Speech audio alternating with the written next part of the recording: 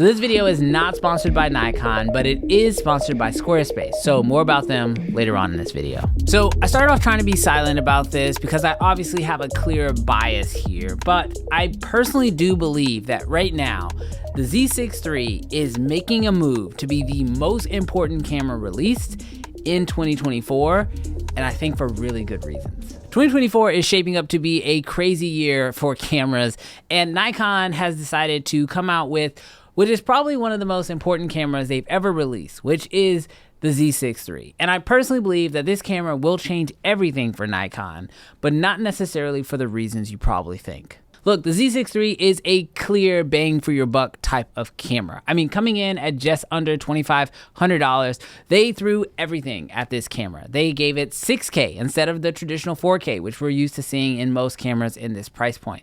But they also didn't just limit it when it came to going to 6K. They gave you 6K at up to 60 frames per second in RAW as well. You also get 4K at up to 120 frames per second and even can go as high as 240 frames in HD if you need that super slow motion. When it comes to shooting video, codecs is a big thing that's also thrown around. And just like all of the other previous Nikon cameras that have come out, they didn't hold back here either. Not only did I mention the RAW that you get, but you also get ProRes RAW and traditional ProRes along with H.265. So depending on how you want to control your codecs along with how much storage you want to save on your cards, you have tons of actual options here.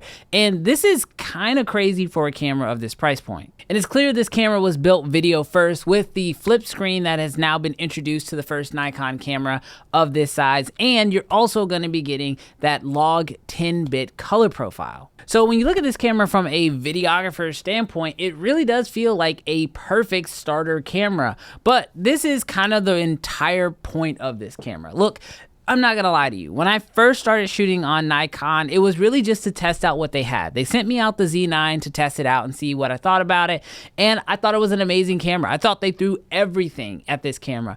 The only problem with it was, at the time, it was the only 10-bit camera that Nikon offered. So my critique was, great camera, but too expensive and no one's gonna buy this. Well, then they came out with the Z8, which as far as I'm concerned is probably one of the, if not the best mirrorless cameras that has ever come out. And that is because of all the specs that they threw in that, which was pretty much just a Z9, but cheaper. The problem though is that it was still a little bit pricey. It's a hard first camera to buy, especially with a new mount, a new ecosystem, and a bunch of new accessories you're gonna need in order to make it work. Which is why even when I looked at that camera, I was like, this is great, but you're really, really close. Well, the Z63 kind of fixes that issue. This is a great camera that you can start with in the Nikon ecosystem, or if you're thinking about switching from your existing ecosystem, i.e. Canon or Sony, well, this is an easy camera to make that switch to, which is actually one of the big reasons why I think this camera is so amazing, and I'm really surprised that no one ever talks about this. See, one thing that's actually really interesting with the Nikon Z mount is how actually interchangeable it really is. And what I mean by that is, if you have a camera that has a Z mount, so let's take a Z8, a Z9, even the ZF, and now the new Z63, you can actually mount Sony lenses onto that Nikon body. And with this specific mount, you actually keep all of your autofocus features as well, which is wild. So if you are someone who has invested in some Sony lenses and you're thinking about trying to give the Nikon Z63 a chance, well, you can actually do that. But it's the Z mount that personally for me actually makes Nikon and the Z63 so powerful. See, the truth is that the Z63 actually has the shortest flange distance of all of the mirrorless cameras, including Canon. And so what this means is that hypothetically, you could actually get a RF lens to mount onto a Z camera. Now, currently there isn't a mount for this, but you gotta bet that somebody's working on this. Also, when it comes to having that upgrade path, as I mentioned before, when it comes to the Nikon system, before you didn't really have an upgrade path, but now Nikon has not only given you a very clear path, but they've even given you an extended range. Let me explain. See, now you can start with a Z63 and get your feet wet when it comes to the photography, buying a few accessories, but you also know that you have the ability to upgrade to a Z8, or if you want to buy a Z8 or Z9, you have the Z63 as an amazing B cam. But as we all know, the big news that hit earlier this year, that is the fact that Nikon has also bought Red. So it's very clear that here very soon, we're going to start to see some of those integrations. Now, granted, I do think that it's going to take about 2 to 3 years before we fully see all of that. But the truth is that yes, you will probably start to see things like a Z mount on a Red camera, which means if you are someone today picking up a Z63 with the hopes of eventually shooting on bigger budget cinema cameras, well, you can invest in the Nikon system now and know that in 3 to 5 years, you're probably going to have a very established cinema line that you're going to be able to upgrade your camera process through. And as you're going through the upgrade process, because the Nikon system has thrown so much at their cameras, you're learning a lot of the things you need to learn along the process. Like, for example, using professional media. All of their newer cameras, the Z63, Z8, Z9, all use CF Express Type B cards. Well, you know what else uses CF Express Type B cards? The Red cameras. Whether you're looking at a Komodo X or you're looking at the Raptor or Raptor X, they all use the same memory cards. Also, RAW is a huge part of this video pipeline when it comes to working with professional cameras like the Reds. Well, you're learning that RAW workflow even with a camera as cheap as $2,500. I think it's clear to say that the days of calling a Nikon a potato camera are gone. Like, they've obviously established themselves as a video-centric camera brand, which is the one area where I personally needed Nikon to step up the most. I don't think anybody would argue that in the world of photography that Nikon absolutely crushes it. But when it came to video, this was an area that they were sort of sleeping on, but that is now gone. We are now going to start to see some amazing content being shot and filmed with Nikon cameras, and I think you're going to be blown away with the images that come out of them. Now, as much as I love what Nikon is doing, there are a few areas that I need to address to Nikon directly, because there are a few things that I think if Nikon doesn't do these things right, they can totally fumble the lead that I think they're currently starting to pull away with. But before we do, let me quickly thank today's video sponsor. Today's video is sponsored by Squarespace. It is a website that helps you build a website. They make it incredibly easy by giving you pre-made templates that make the entire design process super simple. This means if you want to launch a website pretty quickly, Squarespace is the way to do it.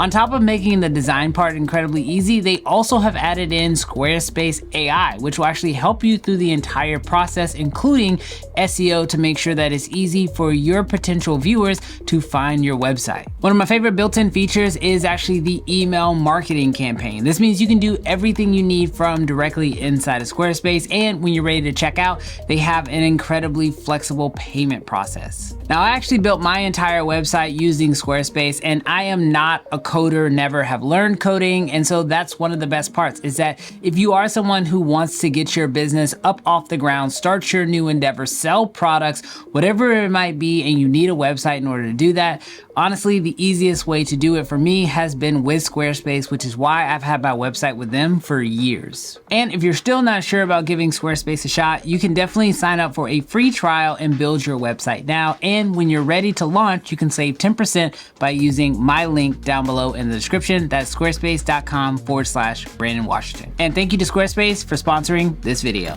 Now, I know I've been saying a lot of great things about Nikon, but there are a few things that I absolutely think need to be said. And so I'm going to speak to Nikon directly here for a second, but I think everyone would probably agree with me on a few of these points. So Nikon, first off, you're doing a great job with the camera lineup, but please don't go the way of Sony and make too many cameras. I personally love the current setup that we have with the Z63, Z8, and Z9. Now, sure, could we use a more affordable model, a new upgrade to the Z5?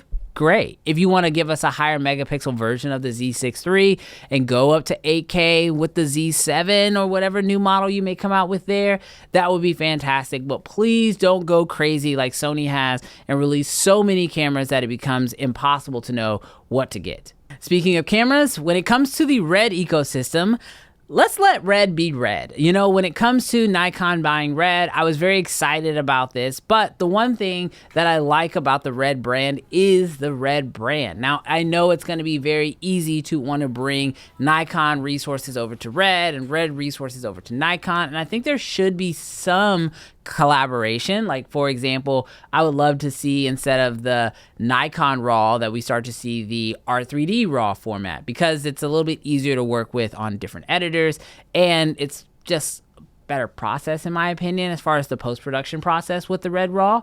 But if we do bring that over to Nikon, maybe let's leave it at ELQ and just leave it at maybe 12-bit RAW, so that way the red brand still has its own powerhouse like tech specs that people are looking for with that type of camera. Now, this next one is sort of a big one for me, and that is, please start making some more video focused lenses. Don't get me wrong, the Nikon lenses are beautiful, and the colors that they reproduce through their cameras is absolutely amazing. In fact, this guy here, the 85mm 1.2, is by far one of my favorite lenses I've ever shot with. But oh my gosh, look how big this thing is. I mean, this on the ZF just absolutely looks insane, but that's what I'm talking about. I would love to see some smaller, better lenses that are a little bit more video focused. Maybe they have aperture control on them, it's declicked, things like that, things that make it a little bit easier to use these lenses in a filmmaking workflow, because right now I find myself really wanting to adapt a lot of the Nikon cameras to